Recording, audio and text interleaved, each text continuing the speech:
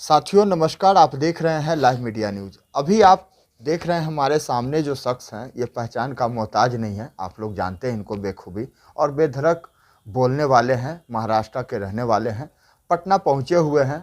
मनीष कश्यप को लेकर के एक बड़ा अपडेट आ रहा है कि भूमिहार होने का फल उसे मिल रहा है। तेजस्वी यादव पर आरोप लगा रहे हैं विजय कुमार सिन्हा जो नेता प्रतिपक्ष हैं।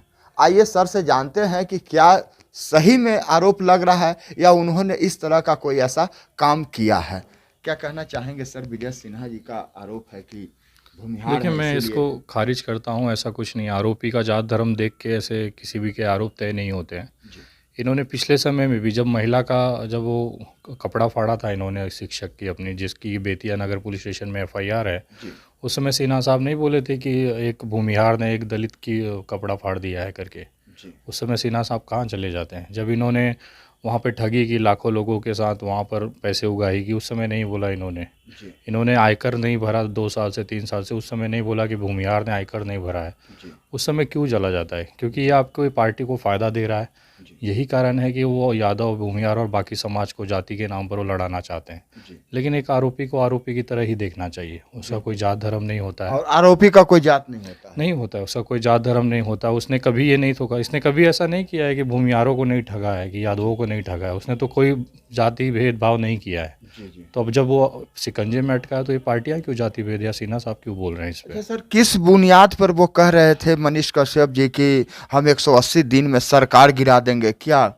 सिन्हा साहब जैसे लोग उनके पीछे हैं तो दावा ज़रूरी है। ये तो मुझे ऐसा लगता है कि शब्द भले ये बोल रहे थे, लेकिन लिखा गया इसका जो स्क्रिप्ट था वो नागपुर या दिल्ली से आया था। जी मनीष कश्यप की इतनी हैसियत नहीं है कि इतने बड़ा चैलेंज वो कर ले। लेकिन उसके पीछे का बैकअप क्या है वो बिहार पुलिस को खोजना चाहिए। जी किस आधार पे, किस नेता ने इसे पैसे दे के बुलवाए या फिर किसी और लालच में बुलवाए हैं, जी जिससे कि बिहार में एक तनाव माहौल तैयार हुआ है। तो उसको लेके इसकी एक विशेष जांच होनी चाहिए, ऐसा मुझे लगता है। जी। इस तरह का काम पहले भी ये कर चुके हैं सर। जैसे आयांश का एक मुद्दा था जी। जिसमें 8 करोड़ रुपया वसूला गया था, जो ऑनलाइन रिकॉर्ड है, लेकिन ऑफलाइन में क्या आया था, और उस समय भी ये बिहार छोड़ कर के काफ़ी दिनों तक फरार हो गए थे। नहीं, उसे 8 करोड़ ही मारिए, बाहर का तो जाने दीजिए। वो जी 8 करोड़ रुपए का हिसाब क्या होगा? मतलब जी उस समय दावा किया जा रहा था कि अगले 6 महीने में अगर अयांश को सुई नहीं लगा तो वो अयांश की तकलीफ़ हो सकती है, बीमारी में कुछ भी हो सकता है। जी तो मैं भगवान से प्रार्थना करूंगा कि अयांश को मेरी भी उम्र लग जाए। जी लेकिन बात यहाँ पे अयांश की ज़िंदगी का नहीं है। बात यहाँ पे है कि जिस तरह से लोगों को भावनात्मक तरीके से इसके नाम पर पैसे लिए गए, उसका क्या हुआ? उसका जी कोई हिसाब क्यों नहीं दिया गया? जी 6 महीने का बताकर आज 2 साल होने आया लगभग कि अयांश स्वस्थ है, अपनी जी जगह जी अपना ज़िंदगी जी रहा है। जी तो वो 8 करोड़ रुपए का क्या होना है? जी तो मैं रिक्वेस्ट करूँगा तमाम लोगों से जिन्होंने भी इस कैंपेन में साथ दिया था, उन सबको मिलके इस पे भी आवाज़ उठानी चाहिए। बिहार पुलिस को ये भी जांच करना चाहिए कि क्या अयांश के मामले में इसने कोई पैसे की वहाँ पे धोखाधड़ी की है क्या? जी जी क्योंकि इसके खून में ठगी है और धोखाधड़ी है। तो अयांश के माता-पिता को बहला-फुसला के क्या इसने कोई पैसे लिए हैं क्या? किसी लालच को देके या किसी अन्य कारण से? जी तो वो जांच होनी चाहिए। और ख़ास तौर पे अयांश का अगर मामले की भी जांच इसी साथ हो जाए तो एक बड़ा मैसेज बिहार को जाएगा। जी। सर, एक चीज़ और है कि जब ये कह रहे हैं कि हम भ्रष्टाचार मुक्त करेंगे, भ्रष्टाचार के खिलाफ हम लड़ाई लड़ रहे हैं, लेकिन जब ये खुद ही भ्रष्टाचार में फंसे हुए हैं, 6-7 केस पहले से चल रहा है, तो कैसे ये भ्रष्टाचार खत्म करेंगे? देखिए, वही सबसे आज आसान हो गया है कि आप एक बलात्कारी हैं और लोगों को ज्ञान देते हैं कि बेटियों को मत छेड़ा करिए, जी, जबकि आपके ऊपर खुद के ऊपर बलात्कार का। ये ऐसे ही ये ठग है जी, जिसने बेतिया के अंदर ठगी किया। 420 के आईपीसी धारा, जिसको धोखाधड़ी या ठगी कहते हैं, जी, जी, उसके अंदर इनके ऊपर एफआईआर है। उसके बाद लगातार लोगों को ये बहकाते रहा। जी, जी, सबसे बड़ा चीज़, जिस तरह से ये बिहार को नंबर 1 बनाने की बात करता था, जी, ये खुद टैक्स चोर है। जी, लास्ट 3 साल से 2 साल से इसने टैक्स के पैसे नहीं भरे। करोड़ों रुपया कमा कर भी क्या मजबूरी थी कि टैक्स की चोरी करनी पड़ी? जी, यही पैसा जब आप टैक्स के नाम पर देते हैं तो उसी की सड़क बनती है, उसी की दवाई आती है, उसी का सारा व्यवस्था आम जनता को होता है। तो कहीं ना कहीं पब्लिक का जो हक का पैसा था ये वो भी डकार गया और अभी तक उसको लेकर ये बड़ी बड़ी बातें कर रहे हैं, तो कहीं ना टैक्स कहीं चोरी शर्मनाक है। जी जी टैक्स चोरी की बात है सर, तो पटना नगर निगम में ऐसे बिना टैक्स दिए हुए बहुत सारे होल्डिंग लगाया गया था। जो कंपनियों से पैसा ये लिए हैं उस पर भी इनके ऊपर आरोप लगा रही है पुलिस, कह रही है कि उसमें भी टैक्स की चोरी हुई है। तो इस पर क्या कहना नहीं, चाहिए? चोरी तो बड़ी लेवल पे की है इस बंदे ने, ऐसा डाउट नहीं है।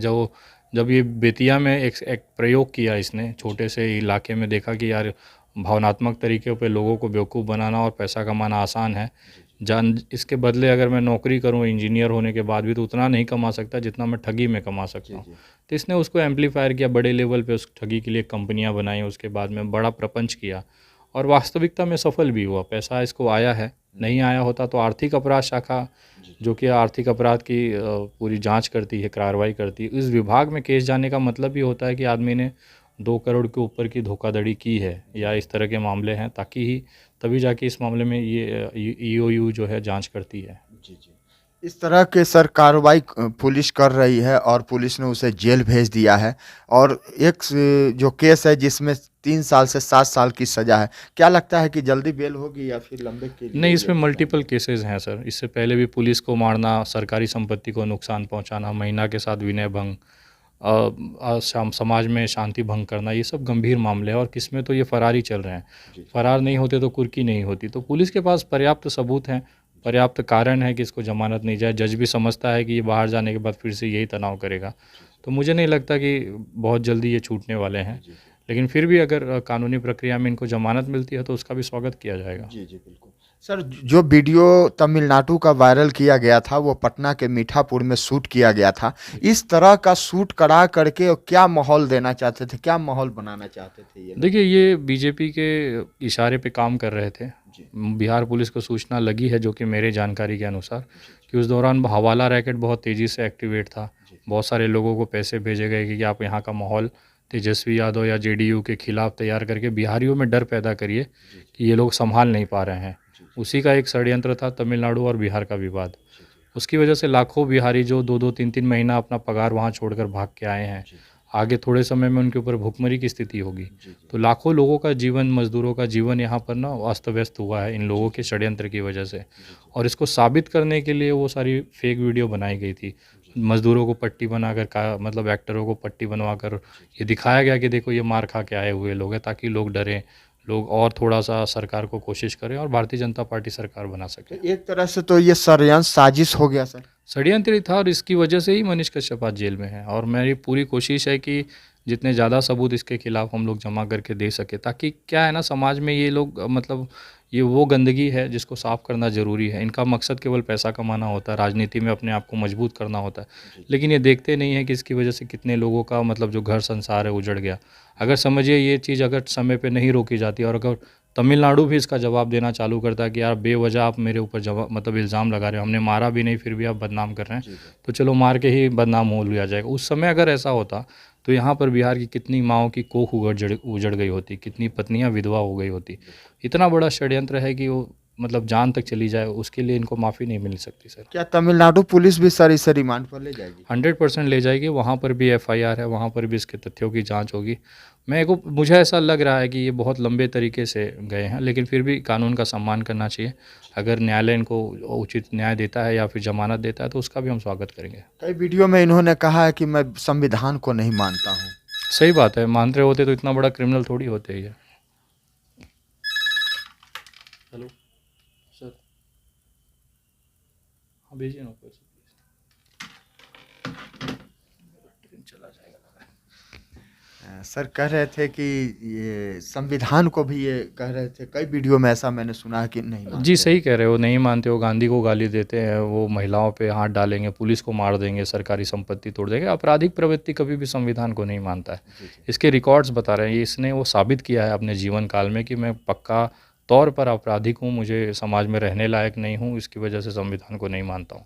लेकिन संविधान ने उसकी औकात दिखा दी। इस देश में सबसे बड़ा संविधान है और जिस तरह से आज कार्रवाई हो रही है, कहीं ना कहीं संविधान ने तो सर एक पेड़ को भी और एक पंछी को भी जीने का अधिकार दिया है। अगर आप बिना परमिशन के काटते हैं तो उस पर भी एफआईआर हो जाता है। तो ये क्या चीज़ है? देखिए संविधान सबसे बड़ा है सर, देश चलता है यहाँ पर। प्रधानमंत्री और बड़े बड़े लोग सर झुकाते हैं, तो ये तो अदना सा एक इलाके का छोटा सा एक छुटभैया सा चोर है, इसके माननीय संविधान का नरेंद्र मोदी जी भी कहते हैं कि संविधान नहीं होता तो आज हम प्रधानमंत्री नहीं होते। एकदम सही है उनका। संविधान सबसे बड़ा है सर, देश में सबको संविधान का अधिकार है, और हम लोग को पूरा गर्व है कि हम लोग उसके साथ में उसको मानकर उसको दिल में रख के चलते हैं। बिल्कुल। जो व्यूवर सर आपको देख रहे हैं उन्हें क्या मैसेज देना चाहते हैं? देखिए एकता बनाए रखें सर, किसी भी तरह के कोई तथ्य आपके साथ में आता है तो उसके पहले जांच कर ले, और जहां तक हो सकता है कि दो लोगों में नफरत फैले ऐसी कोई चीज़ हमें नहीं करनी चाहिए। संविधान पे विश्वास रखें और मेहनत करके अपनी ज़िंदगी सुधारें, कि कोई नेता काम नहीं आता। आपका परिवार अगर मजबूत होगा, आप मजबूत होंगे, तो आपका देश मजबूत होगा। तो साथियों, आप देख रहे थे लाइव मीडिया न्यूज़। अगर यह वीडियो अच्छा लगा हो तो इस वीडियो को ज़्यादा से ज़्यादा शेयर कीजिए। आपका बहुत बहुत